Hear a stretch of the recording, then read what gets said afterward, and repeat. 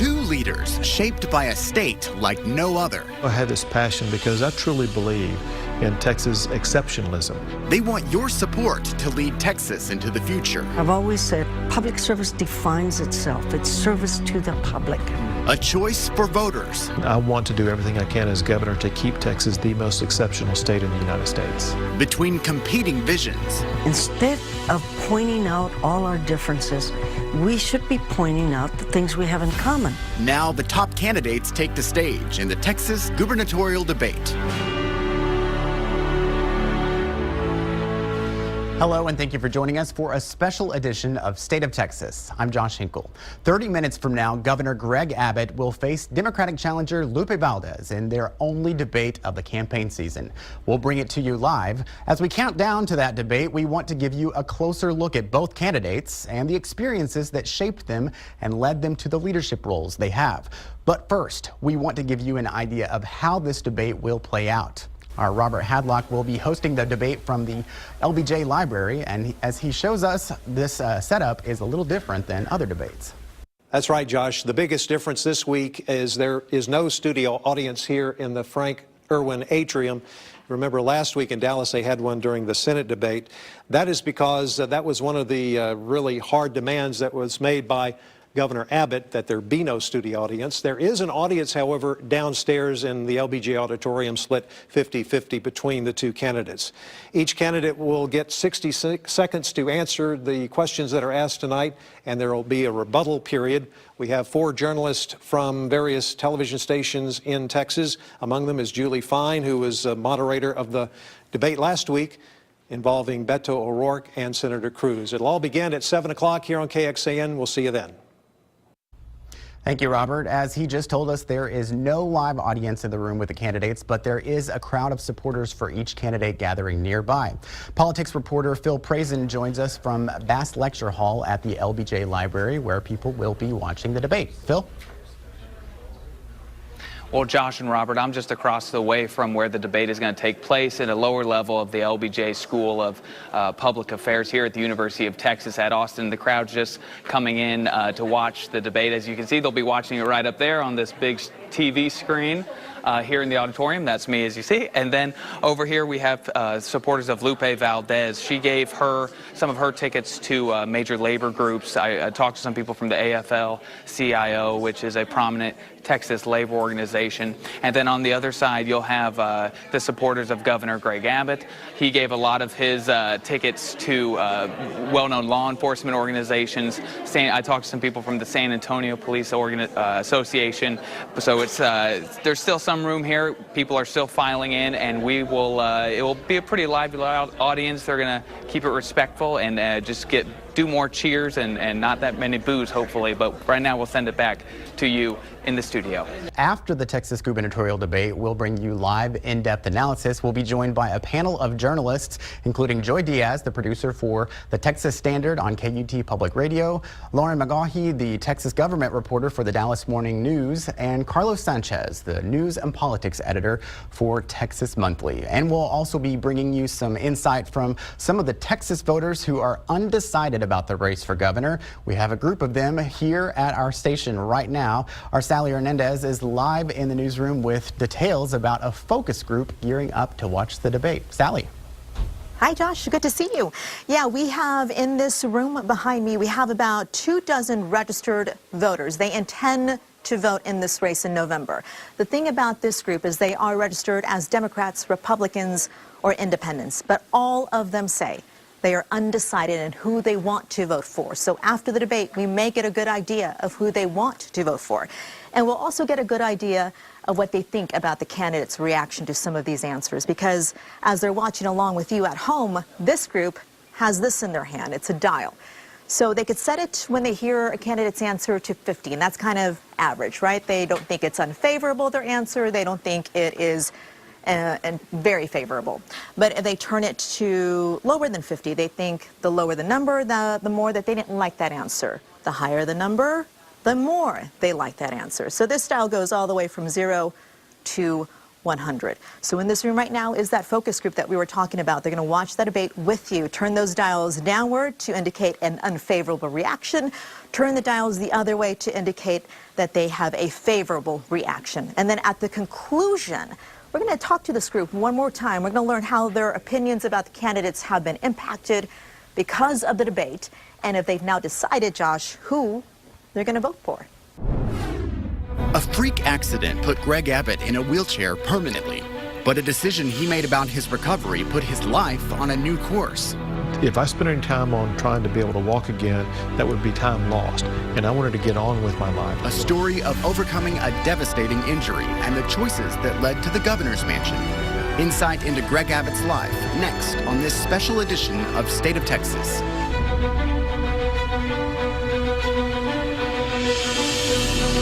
We're taking a closer look at who the candidates are tonight. Governor Greg Abbott won the pre-debate coin toss, which means he'll take the first question in the debate. With that in mind, we will start with Governor Abbott as we begin our look at the stories behind the candidates. Phil Prazen shows us Abbott's life forever changed when he was 26 years old. On July 14th, 1984, an ambulance rushed Greg Abbott to the hospital. An oak tree fell on the 26-year-old while jogging with a friend. He spent a month in the hospital and 6 weeks in a Houston rehab facility. While he watched other patients devote their lives to regaining the ability to walk, Abbott turned down experimental treatments. He'd use a wheelchair the rest of his life. It immediately clicked that if I spent any time on trying to be able to walk again, that would be time lost. I never allowed myself to be weighed down with, oh gosh, would have I done this or that, or how my life would be different. Instead, I always cast my eyes forward and move forward in life as opposed to constantly looking back. Greg Abbott was born in Wichita Falls. His family moved around northeast Texas before settling in Duncanville. When he was in high school, his father passed away of a heart attack. It was a big loss, and there's a vacuum in your life whenever you lose a parent. And it immediately thrust more responsibility on my mom, and it thrust more responsibility both on myself as well as my brother. He excelled at track and field, was voted most likely to succeed, and graduated from the University of Texas at Austin. That's where he met Cecilia. The couple married in 1981, and 3 years later, just before the bar exam, that accident left him paralyzed. In the months ahead, his new life tested his faith. Why did this happen? How could you allow something like this to happen, etc.? But I found that the more I asked, the more questions seemed to be provided with solid answers. And one of those answers was Cecilia. You take an oath for better, for worse, in sickness and health, until death do we part. At a time of a marriage, that's so easy to recite. And she was put to the test in sickness and in health, but it was a challenge that she embraced with great support from me, and that made our relationship and our marriage even stronger. He passed that bar exam and went on to practice law in Houston. The Abbotts adopted their daughter Audrey and began planning a future for her, while he decided to make the next step. He grew frustrated when he thought local judges missed the mark on the law. The reason I went to law school to begin with is because I cherished the rule of law in this country. I wanted to make sure that it was preserved and passed on. I wanted to be a judge myself so that I would do it right. His work as a Harris County judge caught the eye of then Governor George W. Bush, who appointed Abbott to the Supreme Court of Texas. And when the incumbent Texas Attorney General moved on in 2002, Abbott ran for the job and won. A path that eventually led him to the governor's mansion.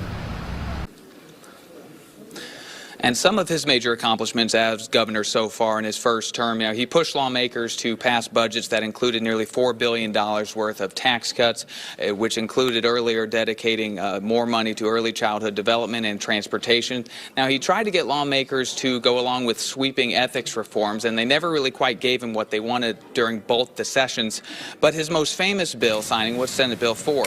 He declared it an emergency item the last regular session. It required local law enforcement officials to hold people who committed crimes here illegally until federal immigration officials pick them up for deportation, and it also allows local police to ask immigration status of the people they arrest. Now, that new law was major motivation for Governor Abbott's now opponent, Lupe Valdez, to launch her campaign against him. If you see harm, you either stop it or do something about it, or speak out. And we're going to take a closer look at her story and some of the experiences that led her to take on this campaign. That's next on this special edition of State of Texas.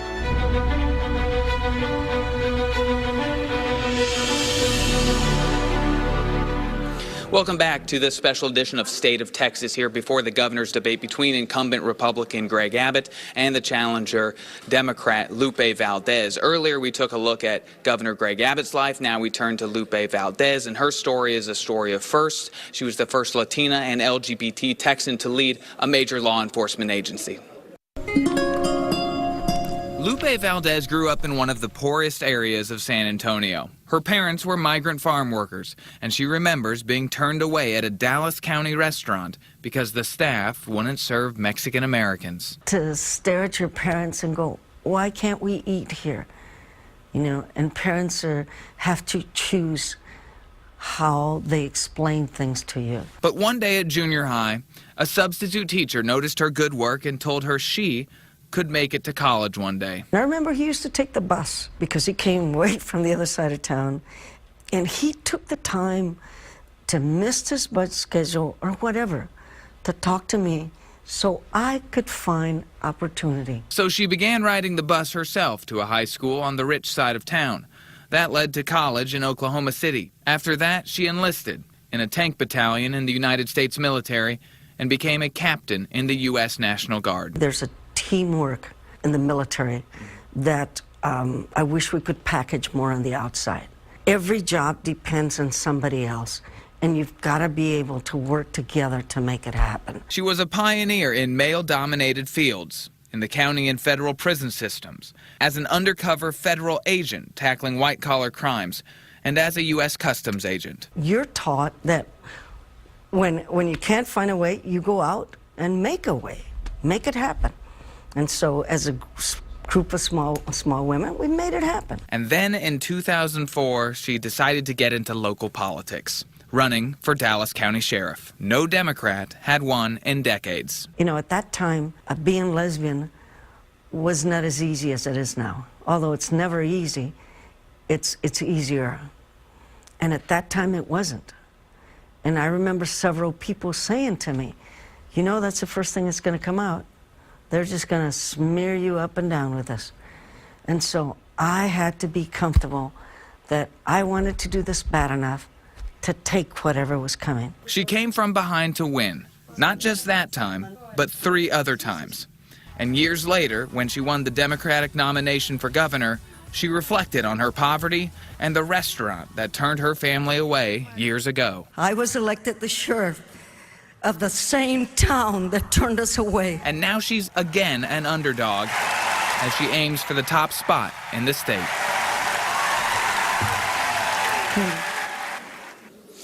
And before Valdez was sheriff of that department, there were a lot of corruption allegations with the sheriff's department, and the jail failed state and federal inspections. She was credited for turning that agency around for the most part. And then she was also appointed by then President Barack Obama to be a part of a committee on immigration reform in 2011.